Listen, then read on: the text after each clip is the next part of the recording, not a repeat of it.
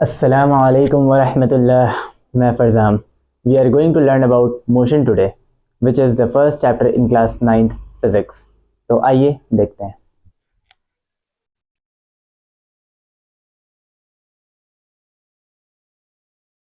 तो आज हम लोग इस चैप्टर मोशन के अंदर पहले कुछ बेसिक्स देख लेते हैं कि हम लोग इस चैप्टर में क्या क्या कवर करने वाले हैं. जैसे फॉर एग्जांपल हम लोग सबसे पहले पढ़ेंगे मोशन में कुछ बेसिक टर्म्स के बारे में. मोशन बोलते किसको हैं, रेस्ट किसको बोलते हैं, time of reference, frame, observer and उसके अलावा और भी बहुत सारी चीज़ें हैं जैसे डिस्टेंस हो गया, डिस्प्लेसमेंट हो गया, स्पीड, वेलोसिटी एंड एक्सेलरेशन. जो भी मतलब हम लोग अपने डेली लाइफ में ये वर्ड यूज़ करते हैं उसका क्या मीनिंग है, क्या उसका एग्जैक्ट एक्चुअली डेफिनेशन बन सकता है. ठीक है, बोलने को हम लोग बहुत सारी चीज़ें बोलते हैं प्रैक्टिकल लाइफ में, लेकिन उसका टेक्निकल टर्म्स क्या बनता है और क्या हम लोग उसको फिजिक्स के टर्म्स में प्रॉपरली डिफाइन करते हैं, वो सब कुछ आज हम लोग पढ़ेंगे. ठीक है, एंड देन उसके बाद फिर हम लोग कुछ फिजिकल क्वांटिटीज़ के बारे में पढ़ेंगे. बहुत सारे फिजिकल क्वांटिटीज़ के बारे में आपने सुना होगा. फिजिकल क्वांटिटीज़ क्या होता है इसके बारे में भी आपको आइडिया होगा, लेकिन उस हम लोग एकदम कोर से शुरू करेंगे. Like what is mass and then length and what is fundamental quantities, derived quantities. ठीक है, ये सारे टॉपिक्स हम लोग इसमें कवर करेंगे. देन जब हम लोग ये पढ़ लेंगे तो हम लोग स्टार्ट हो जाएंगे असल चीज़ पढ़ने के लिए. एंड जो असल टॉपिक हम लोग का शुरू होगा वो है टाइप्स ऑफ मोशन. मोशन जब हम लोग पढ़ लेंगे देन उसके बाद हम लोग शुरू करेंगे कि मोशन कितने तरह का होता है. ठीक है, लाइक फॉर एग्जांपल हम लोग पढ़ेंगे यूनिफॉर्म मोशन क्या होता है, नॉन यूनिफॉर्म मोशन क्या होता है, यूनिफॉर्मली एक्सेलरेटेड मोशन क्या होता है, नॉन यूनिफॉर्मली एक्सेलरेटेड मोशन क्या होता है, यूनिफॉर्म सर्कुलर मोशन क्या होता है, नॉन यूनिफॉर्म सर्कुलर मोशन क्या होता है. तो मतलब जो मेन सारा रिलेटेबल पॉइंट रहेगा वो यहाँ रहेगा, लेकिन इन सबको पढ़ने से पहले हम लोग को ये बेसिक्स जानना ज़रूरी है कि आखिर मोशन बोलते किसको हैं, मोशन कैसे डिफाइन होता है, मोशन के बारे में क्या क्या बेसिक चीज़ें हैं जो हमको पहले से मालूम होनी चाहिए. यानी जो कोर प्रिंसिपल्स होते हैं वो एक्चुअली हम लोग पहले आज के लेक्चर में कवर कर लेंगे. देन हम लोग नेक्स्ट क्लास में हम लोग सारे मोशंस के टॉपिक्स को देख लेंगे एंड देन फिर उसको करते हुए फाइनली हम लोग आएंगे अपने ग्राफ के टॉपिक पे. ठीक है, ग्राफ एक ऐसी चीज़ होती है जो अक्सर बच्चों को थोड़ा दिक्कत होता है, क्योंकि ग्राफ एक ऐसा टॉपिक आता है जहाँ पे बच्चों को थोड़ा सा क्या बोलते हैं कि इसको रटवा दिया जाता है बेसिकली कि हाँ बस एक एक्सिस बनाओ, एक वाई एक्सिस बनाओ एंड देन फिर यहाँ पे ये पॉइंट बनाओ एंड देन ऐसे स्लोप बनेगा, इसका ये होता है, वो बस रट लेते हैं बच्चे.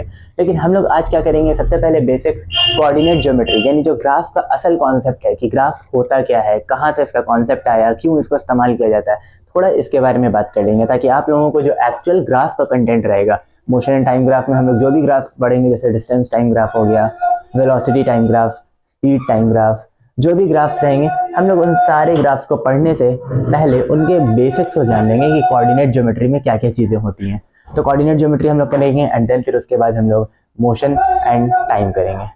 ठीक है, चलिए तो फिर तो हम लोग शुरू करते हैं अपने टॉपिक से. ठीक है, जो हम लोग का टॉपिक यहाँ पे है, सबसे पहले डेफिनेशन समझते हैं. ठीक है, लाइक डेफिनेशन का मतलब है एक है कि पहले बेसिक्स जान लेंगे कि मोशन क्या है. ठीक है, मोशन वर्ड को अगर हम प्रॉपरली डिफाइन करना चाहें तो उस डेफिनेशन पे आप सब्जेक्टिव में आप बाद में जाइएगा, पहले आप थोड़ा सा इसके प्रैक्टिकलिटी की तरफ जाइए. क्या मतलब है, जैसे कि फॉर एग्जांपल किसी भी एक एवरेज ऐसे इंसान से जो बहुत ज़्यादा फिजिक्स की नॉलेज नहीं रखता है या बहुत ज़्यादा मतलब एकदम डिटेल्ड फिजिक्स के या साइंस से रिलेटेड नहीं भी है, ठीक है, अगर आप उनसे पूछिएगा कि मोशन क्या होता है तो हम इसके हिंदी वर्ड पे नहीं जा रहे हैं क्योंकि हिंदी वर्ड पे ही इसका एक्चुअली गेसिंग है. लेकिन अगर किसी से भी ये वर्ड मोशन के बारे में पूछिएगा तो वो यही कहेगा, एक सिंपल सा लाइन, चलना. लाइक अगर हम बोलते हैं कि ये मोशन में, इसका क्या मतलब है, ये चल रहा है. सिंपल सी बात है. कोई भी बहुत सारे किसी से भी पूछा जाएगा तो वो यही बात बोलेगा कि देखो भाई कि कोई ऑब्जेक्ट है या कोई भी इंसान है या कोई भी सामान है वो चल रहा है, वो एक जगह से दूसरी जगह चेंज अपना कर रहा है, तो क्या कहते हैं पोजीशन को, तो हम लोग बोलेंगे कि वो मोशन है. ठीक है, एक्चुअली में यही हम लोग बस थोड़ा सा फेटिश करके, थोड़े से इसको टर्मिनोलॉजी को चेंज करके, थोड़े से इसको परफेक्ट इंग्लिश में हम लोग कन्वर्ट कर देंगे तो ये हम लोग का मोशन का डेफिनेशन बन जाएगा. लेकिन सिर्फ इसका एक पार्ट कहने का क्या मतलब है उस पर हम थोड़ी देर बाद आते हैं. फिलहाल ये समझिए कि जो वर्ड हमने समझाया कि मोशन, इसका मतलब जो जनरल आवाम, जनरल पब्लिक जो है वो क्या समझते हैं, ये कि कोई भी ऑब्जेक्ट अगर एक जगह से दूसरी जगह जा रहा है, चल रहा है, अपने वजह से, दूसरे की वजह से, वो सारी चीज़ें यहाँ पे डिस्कस नहीं करेंगे. बस ये है कि कोई भी एक ऑब्जेक्ट किसी भी वजह से दूसरी जगह पे जा रहा है, दूसरी जगह अपने पोजीशन को चेंज कर रहा है, हम लोग बोलेंगे कि ये मोशन में। सिंपली उसी तरीके से अगर हम लोग इसी वर्ड को अगर हम लोग चेंज कर दे, रेस्ट के तौर पे कर दे, तो इसी का ऑपोजिट एकदम बन जाता है कि अगर कोई भी ऑब्जेक्ट है जो अपने पोजीशन को चेंज नहीं कर रहा है तो हम लोग बोलेंगे कि वो रेस्ट में। सिंपल सी बात है। यानी मेरे हिसाब से हम ये जो बोल रहे हैं मोशन, इसका मतलब एक बात पे डिपेंड है, वो ये क्या है कि चेंज इन पोजीशन। अगर इसी चीज़ को हम लोग नॉर्मल पब्लिक से पूछते हैं तो वो कहते हैं एक जगह से दूसरी जगह जाना मोशन है, ठीक है। इसी चीज़ को अगर हम लोग इंग्लिश में कन्वर्ट कर देते हैं तो इसका एक पार्ट बन जाता है, डेफिनेशन का एक पार्ट बन जाता है, वो क्या है, चेंज इन पोजीशन, ठीक है। और अगर रेस्ट के बारे में बात करेंगे तो फिर यही हो जाएगा, नो चेंज इन पोजीशन, ठीक है। यानी हम ऐसे कह सकते हैं कि when an object is said to be in motion, object को कब हम लोग एक मोशन में क्या कहते हैं, एक ऑब्जेक्ट मोशन में है, इसको हम कब कह सकते हैं, तो हम कह सकते हैं कि when change of position of N object is marked. मतलब कि जब किसी भी ऑब्जेक्ट का पोजीशन का चेंज हमको पता है कि हाँ ये पोजीशन चेंज कर रहा है, तो हम बोलेंगे कि object is said to be in motion, object motion में है, ठीक है। एंड इसका ऑपोजिट कि when an object is said to be in rest, object को रेस्ट में कब कहा जाएगा, तब जब when no change in position is observed, जब हम किसी भी तरीके से कोई भी पोजीशन का चेंज ऑब्जर्व नहीं कर रहे हैं उस ऑब्जेक्ट के अंदर, तो हम बोलेंगे कि वो रेस्ट में। सिंपल है, ठीक है। बहुत ज्यादा कोई टिपिकल चीज नहीं है, एकदम बेसिक पे है कि भाई मोशन किसको बोलते हैं, तो चेंज इन पोजीशन, अपने पोजीशन को चेंज करना, एक जगह से दूसरी जगह जाना, ठीक है। हम लोग इसको अगर ये हो रहा है तो हम मोशन बोलते हैं और अगर नहीं हो रहा तो रेस्ट बोलते हैं, बहुत सिंपल है, ठीक है। लेकिन मेरा ये कहने का मतलब है कि हम अभी थोड़ी देर पहले इस बात को मेंशन किए कि ये सिर्फ एक पार्ट है। एक पार्ट होने का क्या मतलब है, इस चीज को समझाना है, ठीक है। इस चीज को हम लोग एक एग्जाम्पल से समझते हैं। फॉर एग्जाम्पल अभी हमें, ठीक है, आपके सामने हम लोग यहाँ पे खड़े हुए हैं, ठीक है। आप भी बहुत क्या कहते हैं कैमरे के उस तरफ आप लोग हैं, ठीक है। बहुत सारे बच्चे लेटे हुए होंगे, बहुत सारे बच्चे सोए हुए होंगे, ठीक है। आज की डेट में ऐसा तो कोई होता नहीं है कि ऑटो पे चलते फिरते कोई लेक्चर लगा रहा है, इतने इंटरेक्टिव इल्ला माशाल्लाह कि सिवाय कुछ लोगों के होता होगा, ठीक है। नहीं तो ऐसे ज़्यादातर लोग क्या होते हैं कि अपने स्टडी रूम पे बैठे हुए होंगे या फिर अपने के बेड में होंगे, ठंड का टाइम या भी अपने कंबल के अंदर होंगे, ठीक है। तो अगर उनसे पूछा जाए या आप मेरे बारे में किसी से पूछिए तो वो बंदा जो भी कहेगा आपके बारे में या मेरे बारे में, तो वो ये कहेगा कि हाँ आप भी रेस्ट में और हम भी रेस्ट में। रेस्ट में कहने का मतलब है कि हम भी अपना कोई पोजीशन चेंज नहीं कर रहे और आप भी अपना कोई पोजीशन चेंज नहीं कर रहे, ठीक है। चलिए इस बात पर आने से पहले एक और पहले एग्जाम्पल समझाते हैं, देन फिर हम लोग वापस इस बात पे आएंगे, ठीक है। मान के चले कि आप किसी ट्रेन में, ठीक है, एंड आपके सीट के सामने एक को पैसेंजर है, यानी आपके सीट के सामने एक और पैसेंजर बैठा हुआ है, ठीक है। एंड देन आपका एक फ्रेंड है जो बाहर प्लेटफॉर्म पे खड़ा हुआ है, ठीक है। एक बहुत सिंपल सा है, ये बहुत कॉमन एग्जांपल है लेकिन सिंपल सा एग्जांपल है समझाने के लिए। जो कॉन्सेप्ट अभी हम सेकंड पार्ट समझाने चाहते हैं इसके लिए बहुत सिंपल सा ये डेफिनेशन है, ठीक, मतलब सिंपल सा एग्जांपल है, जैसे हम लोग को बातें बहुत अच्छे से समझ में आ जाएंगी। वो क्या है, हम ये कहना चाहते हैं कि अगर फॉर एग्जाम्पल आप अपनी सीट पे बैठे हैं ट्रेन में, ठीक है, अगर आप अपने सामने वाले को पैसेंजर के से पूछिए अपने बारे में कि हम मोशन में हैं कि रेस्ट में, ठीक है, तो वो जाहिर सी बात है बोलेगा कि आप रेस्ट में, क्योंकि आप बैठे हुए उसके सामने, आप कहीं हिल नहीं रहे, आप कहीं चल नहीं रहे, आप कहीं जा नहीं रहे, तो आप रेस्ट में, ठीक है।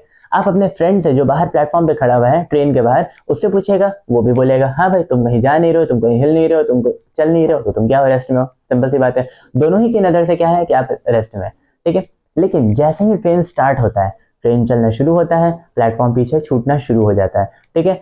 अब आप सेम क्वेश्चन दोनों बंदों से पूछिए तो जो पैसेंजर है वो अभी भी आपको सेम रिप्लाई देगा कि हाँ आप बैठे हुए हैं, कहीं जा नहीं रहे, कहीं चल नहीं रहे, तो फिर आप रेस्ट में, ठीक है। लेकिन इस बार अगर आप अपने फ्रेंड से पूछे तो वो जो फ्रेंड आपका, जो भी रिलेटिव आपके बाहर खड़े थे प्लेटफॉर्म पे ट्रेन से बाहर, उनकी नज़र से आप चलने लगे, आप मूव करने लगे, आप अपने पोजीशन को चेंज करने लगे, ठीक है। तो आप अपने स्टेट रेस्ट से मोशन में आ गए उनके लिए, लेकिन पैसेंजर जो आपके सामने बैठा था उनके लिए वो सेम चीज़ है, ठीक है। तो मेरा ये कहने का मतलब है कि आप तो आप हैं, उसी मोमेंट की बात हो रही है, कोई दो अलग फ्रेम की बात तो हो नहीं रही है, ठीक है। लेकिन एक सेम मोमेंट पे एक बंदा किसी दूसरे की नज़र से रेस्ट में भी हो सकता है और किसी बाहर या किसी और नज़र बंदे की नज़र से अगर बात करेंगे तो वो मोशन में भी हो सकता है। तो सवाल आता है कि आखिर हम कैसे बोलेंगे कि हम मोशन में है कि रेस्ट में, ठीक है।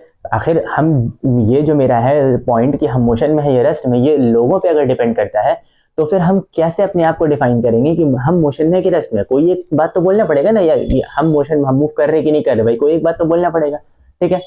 इसी एग्जाम्पल से एक और एग्जाम्पल पहले हम लोग समझ लेते, देन हम लोग वापस इसका कंक्लूजन निकालेंगे।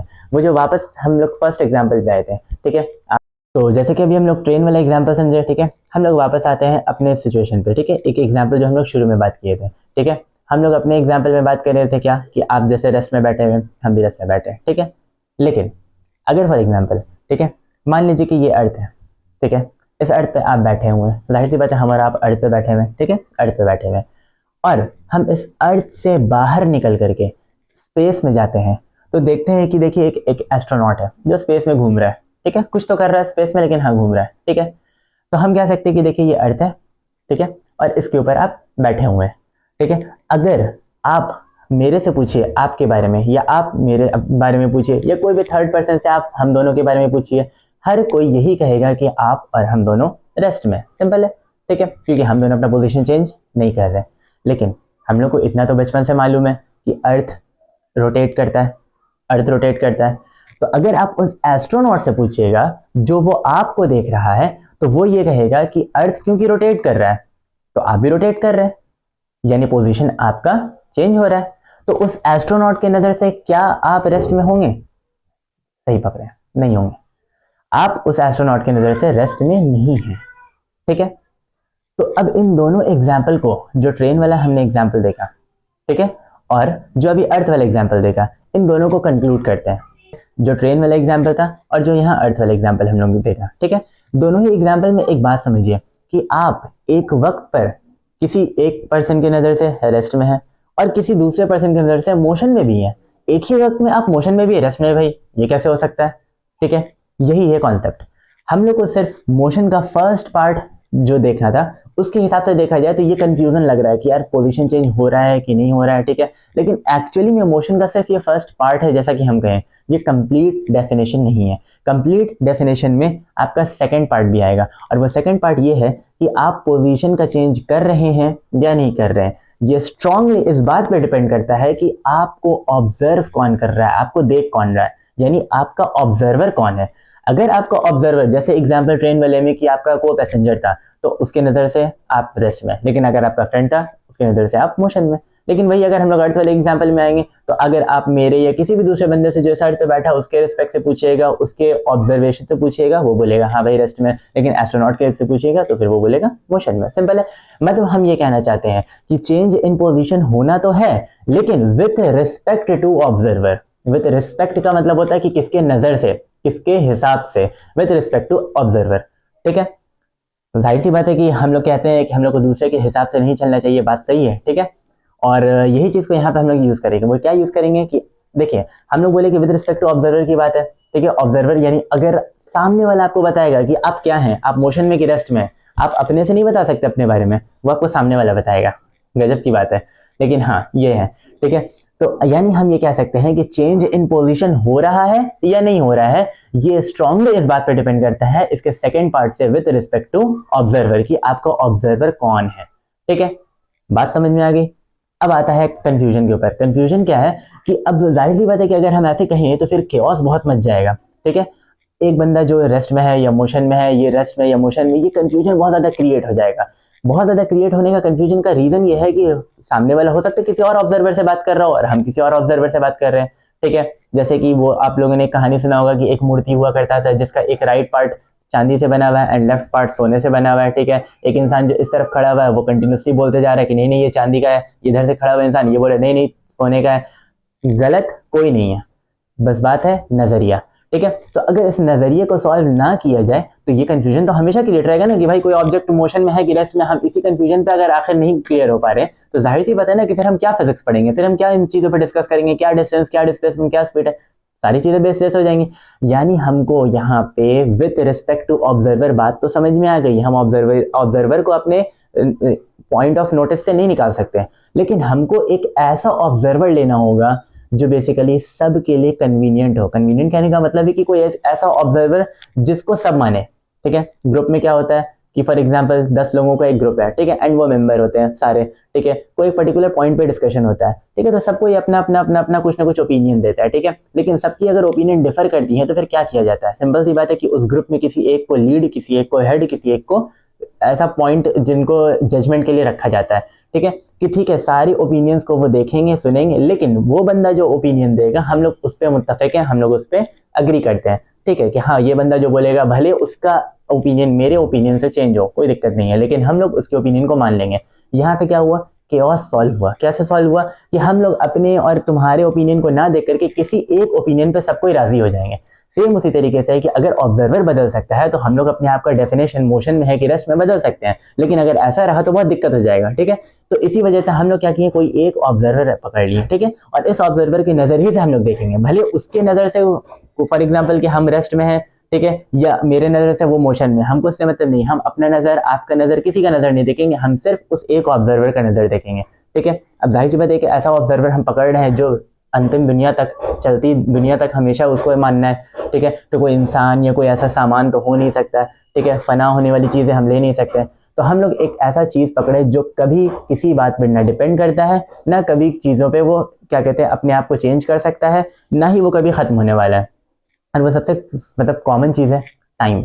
वक्त किसी के लिए नहीं है, न वक्त बदलता है, न वक्त रुकता है, न वक्त किसी को आगे बढ़ाता है, न वक्त किसी को पीछे लेता है। ठीक है, वक्त न किसी मौसम पे डिपेंड करता है, वक्त न दिन रात पे डिपेंड करता है, और ना ही वक्त कभी खत्म होने वाला है। ठीक है, तो वक्त, टाइम एक ऐसी चीज है जिसको कोई कोई कोई अपने हिसाब से चेंज नहीं कर सकता, यानी एक अनबायस्ड जज है। ये एक ऐसा जज है जो किसी के ओपिनियन पे मैटर नहीं करेगा, और हम लोग इस टाइम को अपना ऑब्जर्वर पकड़ लेंगे। यानी अगर हम कहेंगे कि कोई भी ऑब्जेक्ट अपना पोजीशन चेंज कर रहा है टाइम के नजर से, मेरे नजर से, आपकी नजर से, दुनिया वालों की नजर से, एस्ट्रोनॉट की नजर से, प्लेटफॉर्म के बाहर खड़े इंसान, अपना फ्रेंड रिलेटिव उसके नजर से, को पैसेंजर के, कोई मैटर नहीं करता है। अगर टाइम के नजर से हम लोग बात कर रहे हैं कि वो पोजीशन चेंज कर रहा है, तो हम बोलेंगे कि ये क्या है, मोशन में।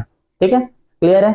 हम मानते हैं ये बात कि ऑब्जर्वर चेंज कर देंगे तो दिक्कत होगी। ठीक है, ऑब्जर्वर चेंज करेंगे तो वो मोशन एंड रेस्ट का टर्म चेंज हो सकता है, लेकिन हम लोग एक ऑब्जर्वर पे अग्री कर गए हैं, और वो ऑब्जर्वर जो हम लोग का है वो क्या है, टाइम है। इसी वजह से जो मोशन का जो एक्चुअल फुल डेफिनेशन होता है वो दो पार्ट पे डिपेंड है। एक तो है कि चेंज इन पोजीशन, जो हर कोई बोलता है कि हाँ चल रहा है फिर रहा है, यानी अपनी पोजीशन को चेंज कर रहा है, तो वो मोशन में।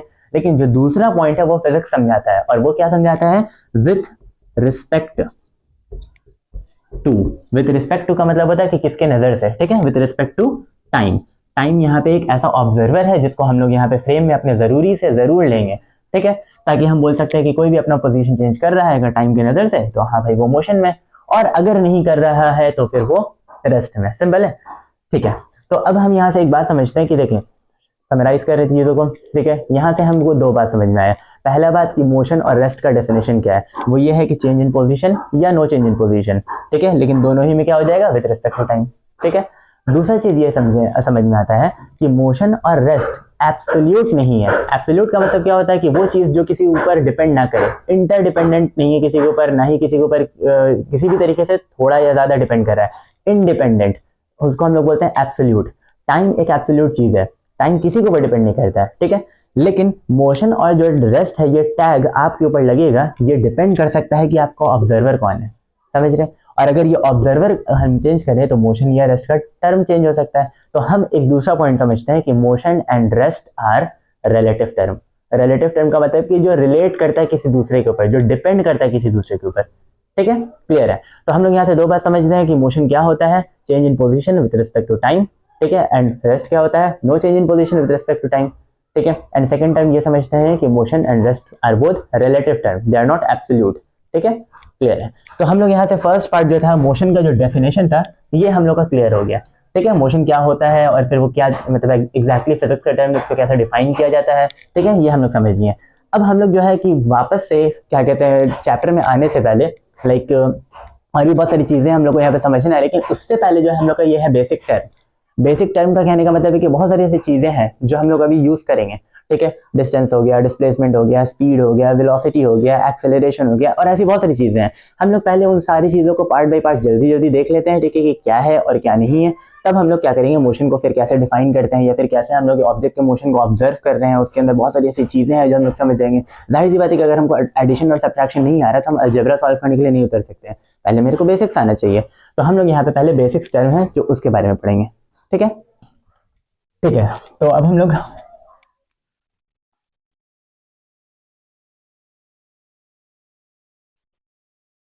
चलिए, तो निकालिए अपनी कॉपी और लिखना शुरू करिए। जाहिर सी बात है ठंड का टाइम है, कंबल में हर को आराम मिलता है, लेकिन कंफर्ट से बाहर आना पड़ेगा। पढ़ना है खास करके फिजिक्स, तो कंफर्ट से बाहर तो आना पड़ेगा। ठीक, तो अपनी कॉपी निकालिए और टॉपिक का नाम दीजिए मोशन। ठीक है, और यहाँ पे इस तरीके से ऐसा लिखिए कि change in position with respect to, हम ये शॉर्ट में लिख दिए, ठीक है, विथ रिस्पेक्ट टू, ठीक है, with respect to time is called motion.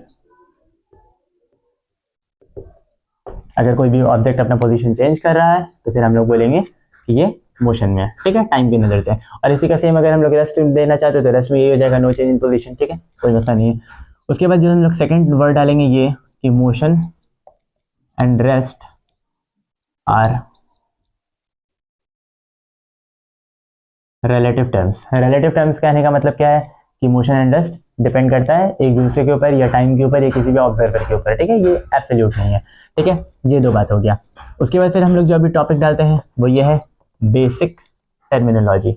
Basic terminology कहने का क्या मतलब है, हम लोग बहुत सारे यहाँ पे टर्म अभी सीखेंगे। सबसे पहला डिस्टेंस, डिस्टेंस क्या होता है, दूसरा डिस्प्लेसमेंट, ठीक है, डिस्प्लेसमेंट क्या होता है, तीसरा स्पीड क्या होता है, एंड देन इसी तरीके से वेलोसिटी क्या होता है, ठीक है, एंड देन इसी तरीके से एक्सेलरेशन क्या होता है, ठीक है। तो हम लोग यहाँ पे ये 5 टर्म है, पहले इसके बारे में समझ लेंगे, ठीक है। इनमें ऐसा नहीं कि हम एक बार में सब कुछ समझ सकेंगे, ठीक है, कुछ चीज़ें पहले समझेंगे, कुछ चीज़ें थोड़ा लेट से समझेंगे, ठीक है, लेकिन एट दी एंड हम लोग सब कुछ समझने वाले, ठीक है। चलिए, तो सबसे पहले जो वर्ड आता है वो है डिस्टेंस, ठीक है। डिस्टेंस के बारे में हम लोग बात करते हैं। डिस्टेंस का मतलब क्या होता है एक बात समझिए, ठीक है। फॉर एग्जाम्पल कि हम यहाँ पे बना देते हैं, ठीक है, मान के चलिए कि फॉर एग्जाम्पल एक ऑब्जेक्ट है जो इस पोजीशन पे खड़ा हुआ है, इस पोजीशन का नाम हम दे देते हैं ए, ठीक है। अब फॉर एग्जाम्पल कि ये इसका घर है, ठीक है, पोजीशन भी, ठीक है, ये इसको दूसरी जगह जाना है, ठीक है। जिस जगह पे अभी ऑब्जेक्ट खड़ा है और अपने मोशन को स्टार्ट करता है, ठीक है, मतलब वहां से वो मूव करना शुरू करेगा, उस जगह को हम लोग इनिशियल पोजीशन बोलते हैं, ठीक है, इनिशियल पोजीशन, ठीक है। थोड़ा राइटिंग गंदा होगा मानते हैं, चलिए कोई दिक्कत नहीं है। तो हम लोग यहाँ पे बोलते हैं इनिशियल पोजीशन, ठीक है, लिख ही देते हैं अच्छे से, नहीं तो बच्चों को दिक्कत हो जाता है कि क्या लिख रहे हैं सर, कुछ समझ में नहीं आ रहा है, ठीक है, इनिशियल पोजीशन।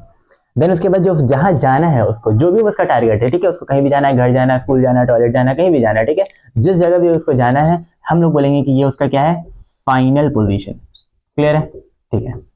अगर हम बोलेंगे कि एक ऑब्जेक्ट है जो इनिशियल पोजीशन पे अभी खड़ा है और उसको फाइनल पोजीशन तक चल करके जाना है, उड़ करके जाना है, कैसे भी जाना है, उसको जाना है बस, ठीक है, तो उसके पास बहुत सारे रास्ते हैं। जैसे फॉर एग्जांपल आप ये एक ब्लैंक मैदान इमेजिन करिए, एक ग्राउंड है जहाँ पे कोई ऐसा रोड का कोई लिमिट नहीं है, ठीक है, तो वो चाहे तो वो ऐसे भी जा सकता था, वो यहाँ जाता है, देन यहाँ जाता है, देन वो यहाँ जाता है, फिर ऐसे जाता है, उसकी मर्जी, ठीक है। वो चाहे तो फिर ऐसे ऐसे ऐसे ऐसे ऐसे करके भी जा सकता था, उसकी मर्जी, कोई दिक्कत नहीं है। हम यहाँ पे बात करते हैं कि डिस्टेंस का मतलब क्या होता है। डिस्टेंस का एक सिंपल सा मीनिंग समझिएगा ये कि actual path covered. Actual path covered का क्या मतलब है कि जो भी रास्ता वो ऐसे चले पूरा दुनिया घूम करके वापस फिर बी पे आए, उसमें कोई दिक्कत नहीं है। जो भी रास्ता वो चलेगा, एक्चुअल पाथ जो वो ट्रैवल करेगा, सोचेगा नहीं, चलेगा, ठीक है, जो करेगा, एक्चुअल पाथ जो कवर करेगा, उसके पाथ के लेंथ मीटर सेंटीमीटर किलोमीटर की कुछ भी चलेगा, ठीक है, तो वो जो भी पाथ लेंथ चलेगा हम लोग बोलेंगे कि वो क्या है, डिस्टेंस है, ठीक है। डिस्टेंस कहने का क्या मतलब है कि कोई भी ऑब्जेक्ट है वो कितना एक्चुअली में पाथ को कवर कर रहा है इनिशियल पोजीशन से फाइनल पोजीशन तक जाने के लिए, ठीक है। फॉर एग्जांपल अगर वो ऐसे जाता तो उसको फॉर एग्जांपल 10 किलोमीटर चलना होता, अगर वो ऐसे जाता तो हो सकता है उसको 50 किलोमीटर चलना होता, जो भी चलना होता, 10 kilometre 50 kilometre 10 metre 50 metre centimetre कुछ भी हो, ठीक है, जो भी एक्चुअल पाथ चलेगा हम बोलेंगे कि वो क्या है, डिस्टेंस है। क्लियर है, यानी हम लोग डिस्टेंस को बोल सकते हैं एक्चुअल पाथ कवर्ड।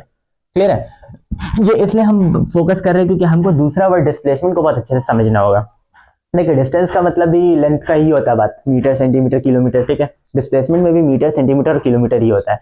लेकिन फर्क क्या है, फर्क ऐसा समझिए कि डिस्टेंस का मतलब होता है एक्चुअल पाथ ट्रेवल, वो जिस भी रास्ते से जाएगा, वो रास्ता सबसे लंबा हो, छोटा हो, मीडियम हो, कैसा भी हो, ठीक है, उबड़ खाबड़ वाला हो, कैसा भी हो, वो जो भी रास्ता चलेगा हम बोलेंगे कि वो क्या है, डिस्टेंस है। लेकिन उस इनिशियल एंड उस फाइनल पोजीशन के बीच में कोई तो ऐसा रास्ता होता होगा, एग्जिस्ट करता होगा, हाइपोथेटिकली ही सही, भले वो प्रैक्टिकल में एग्जिस्ट ना करे। हाइपोथेटिकल का मतलब है कि मान लीजिए फॉर एग्जांपल कि आप रोड पे हैं एंड जरूरी नहीं है कि आपको बगल वाले घर में जाना है तो फिर आपको क्या कहते हैं बगल वाले घर की खिड़की तक एक डायरेक्ट आपको कोई रोड बना ही हुआ हो, जरूरी नहीं है, ठीक है, जरूरी नहीं है, सिंपल सी बात है। लेकिन हम एक मान लेते हैं हाइपोथेटिकल की इनिशियल पोजीशन से फाइनल पोजीशन के बीच का कोई तो सबसे छोटा रास्ता होगा, सबसे शॉर्टेस्ट पाथ, ठीक है, जो भी सबसे शॉर्टेस्ट पाथ होगा इनिशियल और फाइनल पोजीशन के, ठीक है, वो मेरा क्या होगा, डिस्प्लेसमेंट। समझ रहे हैं, ठीक है। लेकिन एक बात यहाँ पे बहुत अच्छी बात समझनी है, ठीक है, ये कि डिस्टेंस का मतलब होता है एक्चुअल पाथ ट्रैवल जो चला, लेकिन डिस्प्लेसमेंट का मतलब होता है शॉर्टेस्ट पाथ अवेलेबल जो मौजूद है। मौजूद है का मतलब क्या है कि आप उस पर नहीं चल रहे होंगे, कोई बात नहीं है। एक्चुअल पाथ जो ट्रैवल है, जो आप चले हैं वो डिस्टेंस है, लेकिन जो शॉर्टेस्ट रास्ता अवेलेबल है हम लोग उसको बोलेंगे क्या, डिस्प्लेसमेंट। यानी इस पॉइंट से इस पॉइंट तक का जो सबसे छोटा रास्ता हो सकता है वो क्या हो सकता है, एक स्ट्रेट लाइन, ठीक है, स्ट्रेट लाइन। तो ये जो सबसे छोटा रास्ता है हम लोग इसको इस तरीके से यहाँ पे बना सकते हैं कि ये जो सबसे छोटा रास्ता है, ये जो सबसे छोटा रास्ता है, ठीक है, ये जो सबसे छोटा रास्ता है एक पॉइंट ए और पॉइंट बी के बीच में, ये जो स्ट्रेट लाइन है ये क्या हो जाएगा, डिस्प्लेसमेंट, ठीक है। वो बंदा इस पे नहीं चला होगा, कोई दिक्कत नहीं है, ठीक है। जैसे फॉर एग्जांपल हम बात करते कि ये हमें हमारे स्टूडियो के बगल वाला क्या कहते हैं दूसरा रूम है, ठीक है, मान के चलिए, एंड देन हम बोलते हैं कि हम उस घर में कैसे जा सकते हैं, उस कमरे में, ठीक है। तो हम बोलेंगे हम यहाँ से नीचे उतरेंगे एंड देन यहाँ पे हम लोग थर्ड फ्लोर पे हैं तो हम लोग उतरेंगे एंड देन फिर 3 फ्लोर नीचे उतरेंगे, रोड पे जाएंगे, फिर उनके गेट में इंटर करेंगे एंड देन फिर उनके ऊपर थर्ड फ्लोर पे चढ़ेंगे, देन फिर हम लोग उनके सामने वाले रूम में पहुंच जाएंगे। ये है मेरा एक्चुअल रास्ता जो हम चले, ठीक है। लेकिन हम बोल सकते हैं कि क्या मेरे इस पोजीशन से सामने वाले कमरे जहां हम जाना चाहते हैं उसके बीच में कोई सबसे छोटा रास्ता होगा, सबसे छोटा रास्ता डायरेक्ट यहाँ से दीवार फाड़ते हुए चले जाए, ठीक है, जो पॉसिबल नहीं है लेकिन रास्ता है। यानी हम कहेंगे कि इनिशियल पोजीशन से फाइनल पोजीशन का जो सबसे छोटा रास्ता अवेलेबल है, अवेलेबल है मतलब कि वो जाया जा सकता है, वो नहीं बोले, अवेलेबल का मतलब है कि जो स्ट्रेट लाइन बन सकता है हम लोग उसको बोलेंगे वो क्या है, डिस्प्लेसमेंट। लेकिन उस पर हम जरूरी नहीं कि हम कभी नहीं ऐसा होगा कि हम सामने वाले के घर में ऐसा दीवार तोड़ते हुए चले जाएंगे, कभी नहीं ऐसा हो सकता है, ठीक है। यानी ये रास्ते पे हम कभी नहीं चले होंगे, लेकिन उसके बावजूद डिस्प्लेसमेंट यही रास्ता होगा क्योंकि सबसे छोटा ही है, समझ रहे।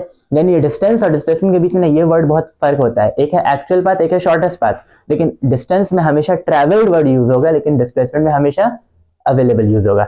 एक्चुअल पाथ ट्रैवल्ड या शॉर्टेस्ट पाथ अवेलेबल, सिंपल है, ठीक है। अगर एक्चुअल पाथ ट्रैवल्ड है तो डिस्टेंस होगा, अगर शॉर्टेस्ट पाथ अवेलेबल है तो फिर वो डिस्प्लेसमेंट होगा। जैसे फॉर एग्जाम्पल हम बोलते हैं, मान के चलिए कि कुछ ऐसा है कि ये पॉइंट ए था, ठीक है, एंड ये पॉइंट बी था, ठीक है। एक बंदा है जो देखा कि इसके बीच के जो मेजरमेंट है वो 10 किलोमीटर का है, ठीक है, लेकिन वो गया और ऐसे चल करके जाता है, ठीक है, पॉइंट बी तक वो ऐसे चल करके जाता है, ठीक है, और इसका वो मेजरमेंट निकाला तो वो 50 किलोमीटर वो चल के गया, ठीक है। तो हम बोलेंगे कि देखो रास्ता चला कौन सा है, तुम बोलोगे ये वाला चला है, चला कि नहीं चला है, ठीक है, चला ये वाला। तो हम बोलेंगे कि ये जो रास्ता चला है वो छोटा हो बड़ा हो उससे कोई मतलब नहीं, जो रास्ता चला है वो क्या होगा, डिस्टेंस। यानी हम बोलेंगे कि यहाँ पे डिस्टेंस कितना है मेरा, 50 किलोमीटर, क्लियर है। लेकिन अगर हम बोलेंगे कि सबसे छोटा रास्ता अवेलेबल कौन सा है, उस पर नहीं चला होगा, वो कभी अपने ख्वाब ख्याल में भी नहीं चला होगा, कोई दिक्कत नहीं है, लेकिन जो सबसे छोटा रास्ता मौजूद होगा वो कौन सा होगा, ये वाला। यानी हम बोलेंगे कि ये जो सबसे छोटा रास्ता है ये मेरा क्या हो जाएगा, डिस्प्लेसमेंट, ठीक है, डिस्प्लेसमेंट। तो हम यही समझाना चाह रहे हैं कि जो एक्चुअल पाथ ट्रैवल्ड है वो डिस्टेंस होगा और जो सबसे छोटा रास्ता अवेलेबल है वो डिस्प्लेसमेंट होगा, क्लियर है, ठीक है। अब उसके बाद हम मान के चलो फॉर एग्जांपल बोलते हैं कि इस बंदे को सूझा कि नहीं हम सबसे छोटे रास्ते ही से जाएंगे, पेट्रोल का प्राइस बढ़ा हुआ है, गाड़ी से जा रहा है भाई, पेट्रोल महंगा है, बोला उतना क्यों हम तेल जलाएं, मेरे पास वो रास्ता मौजूद है, हम उसी रास्ते से जाएंगे, ठीक है। तो वो सच में इस रास्ते पे गया तो कितना चला होगा, सबसे छोटा रास्ता चला है, यानी 10 किलोमीटर ही चला होगा ना भाई, ठीक है। तो इस केस में डिस्टेंस क्या है, डिस्टेंस क्या है, जो रास्ता चला वही डिस्टेंस है। मतलब हम बोलेंगे कि पॉइंट ए से पॉइंट बी के बीच में जो भी डिस्टेंस वो चला, मतलब जो भी एक्चुअल पाथ वो चला वही डिस्टेंस है। तो चला तो आखिर शॉर्टेस्ट डिस्टेंस ना, कोई बात नहीं है, यहाँ पे डिस्टेंस यही 10 किलोमीटर हो गया। तो फिर डिस्प्लेसमेंट क्या हुआ, डिस्प्लेसमेंट शॉर्टेस्ट रास्ता कितना है, 10 ही किलोमीटर है, 10 किलोमीटर मेरा क्या हो जाएगा, डिस्प्लेसमेंट हो जाएगा। सबसे अच्छी बात यही है, डिस्प्लेसमेंट का मतलब होता है कि बस वो रास्ता अवेलेबल है, लेकिन डिस्टेंस का मतलब होता है जो रास्ता चले, सबसे छोटा रास्ता चले, तो उस केस में डिस्प्लेसमेंट भी वही हो जाएगा, डिस्टेंस भी वही हो जाएगा।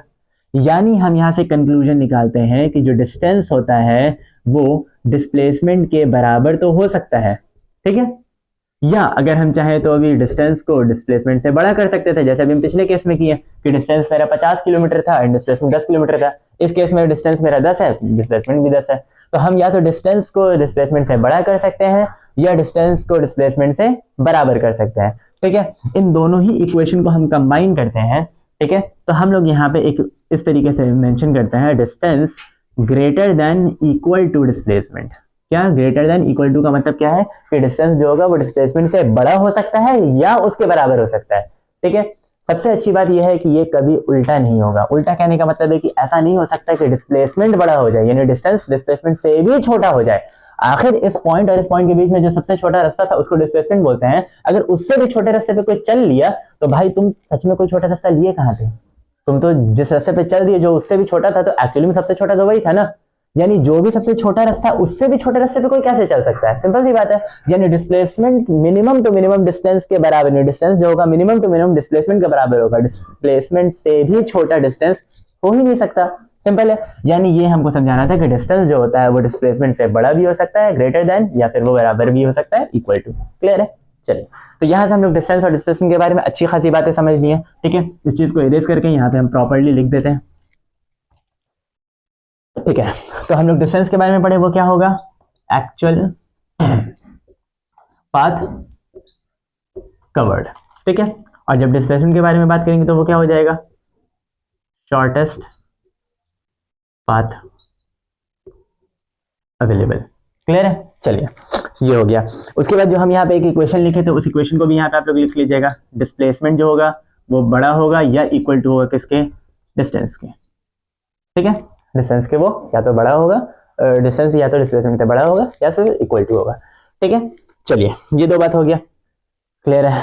अब उसके बाद थोड़ा सा एक चीज यहाँ पे हम बता देते हैं, ठीक है। इसको थोड़ा और आगे क्लैरिटी देंगे, लेकिन यहाँ पे बस क्योंकि आया है मेंशन कर देते हैं। वो क्या कि जो डिस्टेंस होता है इसको हम लोग जो सिंबल होता है जिससे हम लोग डिफाइन करते हैं, ठीक है। डिस्टेंस का जो सिंबल हम लोग लिखते हैं बेसिकली, ठीक है, उसके सिंबल के बारे में हम थोड़ा सा यहाँ पे बता देते हैं, ठीक है। डिस्टेंस, ठीक है, उसका जो सिंबल होता है वो होता है एक्स या फिर एस, ठीक है, एक्स या फिर एस।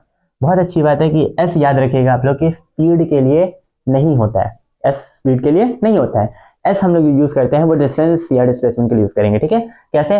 देखो, डिस्टेंस के लिए भी एक्स यूज करें या फिर एस यूज करें, ठीक है। डिस्प्लेसमेंट के भी एक्स या फिर एस यूज कर सकते हैं, पर हमको पता कैसे चलेगा कि एक्स का मतलब डिस्टेंस है कि डिस्प्लेसमेंट, ठीक है। तो उस एक चीज के लिए यहाँ पे याद रखिएगा कि डिस्प्लेसमेंट एंड का जो भी सिंबल हम लोग यूज करेंगे, एक्स यूज करें या एस यूज करें, इसके ऊपर हम लोग क्या करेंगे? एक छोटा सा एरो यूज कर देंगे। ये एरो क्यों यूज किया जाता है और ये मतलब कहाँ से आया, ये चीजें हम लोग यहाँ सेकंड टॉपिक जो लिखा है, ठीक है, वहां पे आएंगे। फिजिकल क्वांटिटीज, उसके अंदर हम लोग स्केलर क्वांटिटी, वेक्टर क्वांटिटी पढ़ेंगे, ठीक है। उसके में हम लोग ये चीज बात करेंगे कि देखिए डिस्प्लेसमेंट और ये जो भी और भी चीजें होती है जिनके ऊपर सर पे एरो ऐसे लिखा रहता है उसका क्या मीनिंग होता है, ठीक है। फिलहाल बस अभी हम लोग यहाँ पे देख लेते हैं कि डिस्टेंस के लिए एक्स यूज करो या एस यूज करो, कोई मसला नहीं है, ठीक है। वैसे डिस्प्लेसमेंट के लिए भी एक्स यूज करो या एस यूज करो, कोई मसला नहीं है। बस इतना याद रखना कि डिस्प्लेसमेंट में जो भी यूज करोगे उसके सर पे एक छोटा सा एरो डालना जरूरी है, ठीक है। डिस्टेंस पे वो चीजें नहीं डलाएगी, क्लियर है। तो अगर हम यहाँ पे ऐसे लिखते हैं फॉर एग्जाम्पल कि X is equal to 5 metre, इसका मतलब क्या है? ये एक्स और सर पे कोई एरो नहीं है, इसका मतलब ये डिस्टेंस है। लेकिन अगर हम यही लिख देते हैं X is equal to 5 metre जिसके सर पे एरो लगा है, इसका मतलब है कि ये डिस्प्लेसमेंट है। क्लियर हो गया? ठीक है।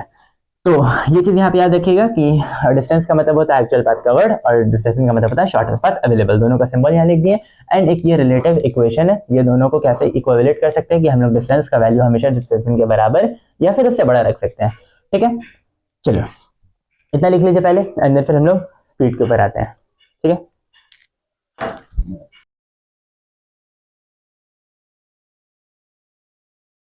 ठीक है, लिख लेंगे आप लोग। चलिए, तो डिस्टेंस एंड डिस्प्लेसमेंट हो गया। अब हम लोग स्पीड एंड वेलोसिटी के ऊपर आएंगे, ठीक है, क्लियर कर रहे हैं।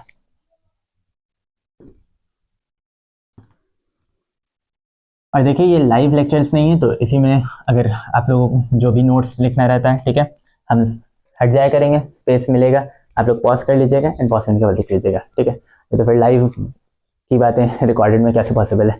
रिकॉर्डेड में हम छोड़ दें एंड टाइम लंबा हो जाएगा, उससे फिर कोई फायदा नहीं होगा।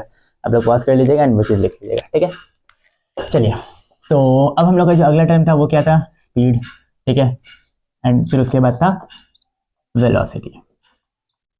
ठीक है, स्पीड और वेलोसिटी। अब इसके बारे में समझते हैं कि स्पीड और वेलोसिटी का मतलब क्या होता है। ठीक है, एक ऐसा एग्जांपल समझिए कि मान के चलिए आप अपने यहाँ से घर से अपने स्कूल जाते हैं, ठीक है, एंड अराउंड मान के चलिए कि उनका डिस्टेंस जो भी लेंथ होगा, ठीक है, जिस रोड से आप जाते हैं जो भी लेंथ होगा वो होगा आपका फॉर एग्जांपल 10 किलोमीटर होगा। ठीक है, मान के चलिए 10 किलोमीटर होगा। ठीक है, अब एक बंदा जो अपने घर से निकला स्कूल की तरफ, वो 10 किलोमीटर चलेगा, लेकिन वो आधे घंटे में स्कूल पहुंच गया। और वही एक बंदा है जो 10 किलोमीटर के लिए निकला, लेकिन उसको 5 घंटा लग गया। ठीक है, जाहिर सी बात है कि टीचर पूछेंगे कि भाई इतना देर कहाँ लगा, तो सिंपल सी बात है, वो ये नहीं बोल सकते कि रास्ता लंबा हो गया, क्योंकि सबके लिए रास्ता वही है। ठीक है, मान के चलिए कि दो बंदे के बारे में बात करें, दोनों का घर सेम जगह पे है। ठीक है, तो दोनों के लिए रास्ता सेम है, लेकिन फिर भी एक बंदा देर से पहुंचता है और एक बंदा जल्दी पहुंचता है, तो इसके पीछे क्या पॉइंट है। ठीक है, वो पॉइंट ये है कि हम लोग मोशन को तो बता देते हैं कि चेंज इन पोजीशन चेंज कर रहा है। ठीक है, लेकिन मोशन कितना जल्दी कर रहा है या कितना देर से कर रहा है, इस चीज को समझाने के लिए हम लोग एक नया टर्म इंट्रोड्यूस करते हैं जिसका नाम है स्पीड।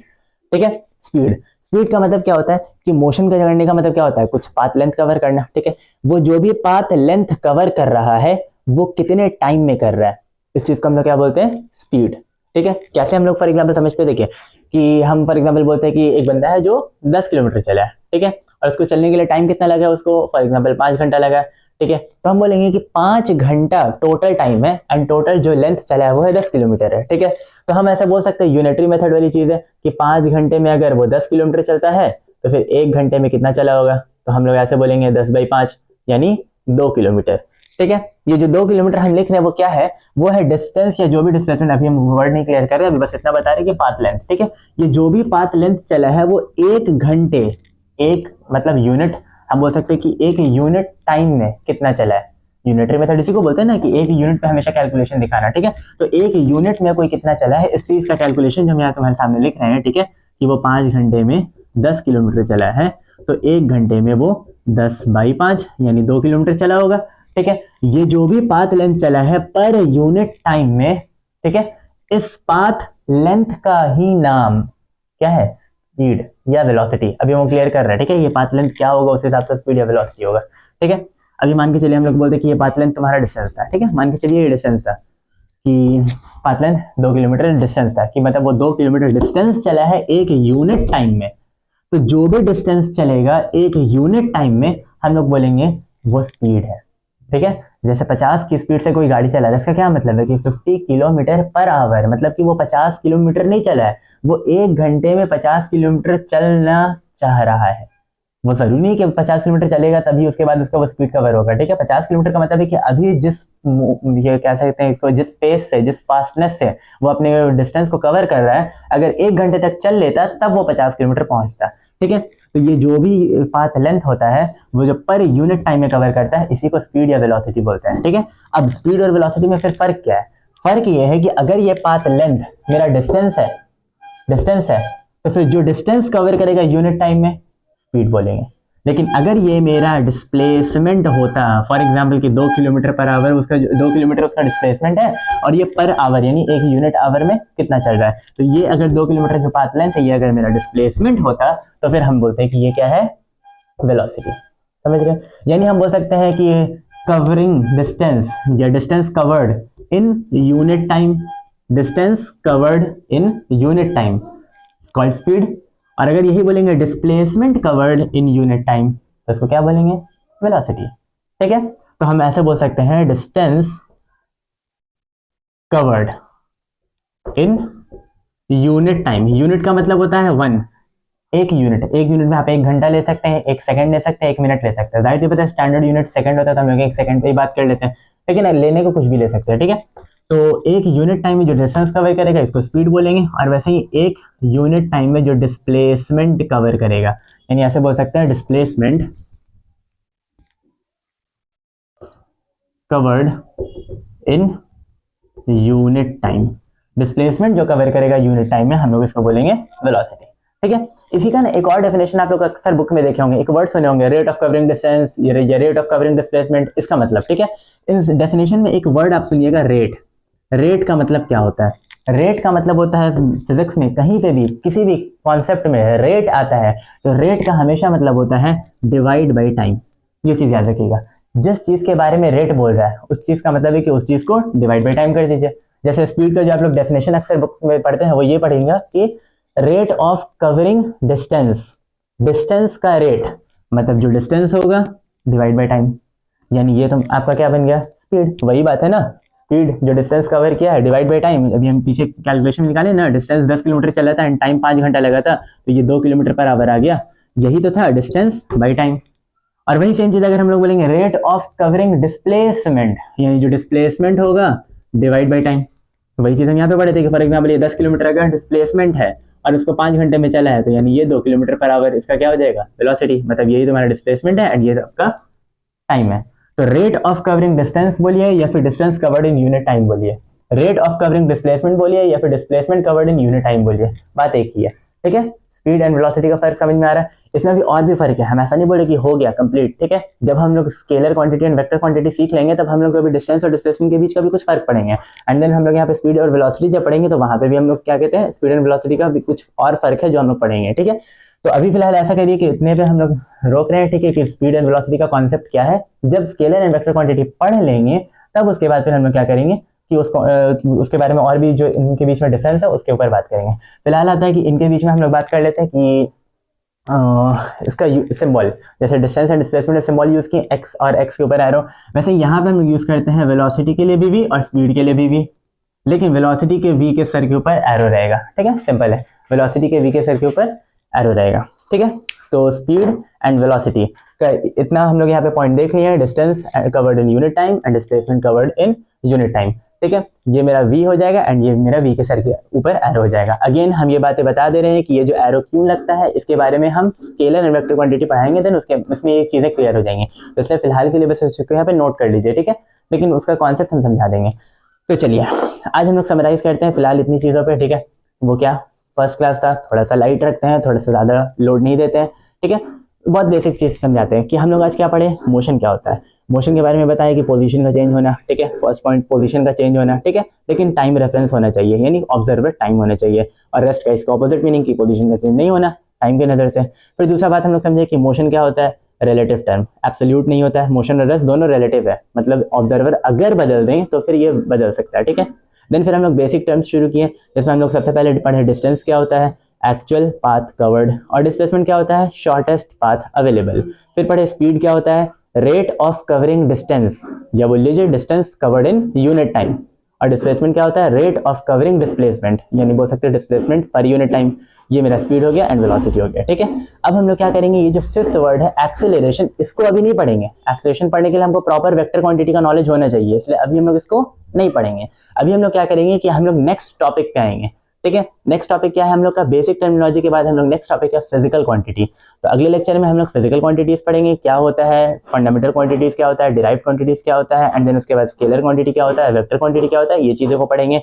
वापस इस पे आएंगे, स्पीड एंड वेलोसिटी में कुछ और फर्क है, एक दो पॉइंट और वो हम लोग क्लियर करेंगे। डिस्टेंस में एक दो पॉइंट का और फर्क है, हम लोग इसको क्लियर करेंगे। एंड देन इसको करने के बाद हम लोग फिर एक्सेलरेशन पे आएंगे। क्लियर है, एंड जब एक्सेलरेशन पढ़ लेंगे तो फिर टाइप्स ऑफ मोशन हम लोग शुरू कर लेंगे। समझ रहे हैं, चलिए तो मिलते हैं हम लोग अगली क्लास में। आज के लिए इतना ही, अस्सलामु अलैकुम।